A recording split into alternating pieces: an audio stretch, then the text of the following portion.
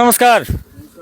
तपाईँ वन कार्यालयको हाकिम हुनुहुन्छ होइन? यहाँको रुन्टुगढी सब डिभिजनको म नन्दराम खड्का, यो बजार व्यवस्थापन समिति अध्यक्ष।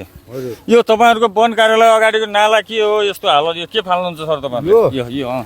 यो त अब यो त बनाउने निर्माणाधीन काम भइरहेछ। बुझ्नु भएको छ तपाईँहरूले? यो चाहिँ राज्य सरकारको कार्यालय भएर नाला बुझ्ने यो सरकारले निर्माणाधीन काम गरिरहेछ। त्यो निर्माणाधीन काम भनेको टोयलेट हो, मेटेरियल लिनलाई। नाला बुझ्न त पाइएन नि सर, सार्वजनिक स्थल बुझ्न पाइयो भने। यो पर्मानेन्ट कुरो होइन, यो अस्थायी काम हो। यो महिनौ दिन भन्नाले हाम्रो बजार भनेको हाम्रो घर हो। कुनै प्रोजेक्ट चलाउनलाई कुनै कर्मथलो हो। यो कर्मथलोमा पनि प्रोजेक्ट चलाउनलाई यो नाला बुझ्नु भएको छ। फोहोर किन यस्तो छ अगाडि तपाईँको? यो कसले सफा गर्छ? यो दिन को आएर गर्छ? यहाँको पर्यटनीय स्थल भनेर भन्नुहुन्छ नि। पर्यटनीय स्थलको लागि चाहिँ तपाईँहरूले सरसफाइको लागि चाहिँ ठाउँ ठाउँमा चाहिँ स्थानीयदेखि लिएर समाजसेवी सबै मिलेर चाहिँ यहाँ ठाउँ ठाउँमा डस्टबिन र व्यवस्थापन गर्नुपर्छ।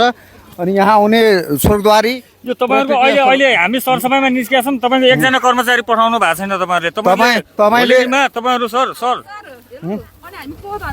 सुन्नुहोस्, तपाईँहरू स्टाफ आउनु भएको छ, ठिक छ, तर सरसफाइ अघि पछि त गर्नु पर्यो नि सर। तपाईँले कुनै पनि प्रोग्राम गर्दाखेरि कोर्डिनेसन गरेर गर्नुहुन्छ भने मेरो स्टाफले गर्छ। सार्वजनिक स्थलमा निर्णय गर्ने भन्ने छ, तपाईँको स्टाफले गर्ला नि। तर नाला खुलाइदिनुहुन्छ? यो नाला मेरो काम प्रोजेक्ट सकेपछि यो चाहिँ मैले यहाँ ढलान गरेर आफ्नो बाटो निर्माण गर्छु। छिटो गरिदिनु सर है, छिटो भने अब यस्तो फोहोर भयो भने हामीले जरिमाना गर्छौँ सर। बजार यो चुनाव पछि हुन्छ,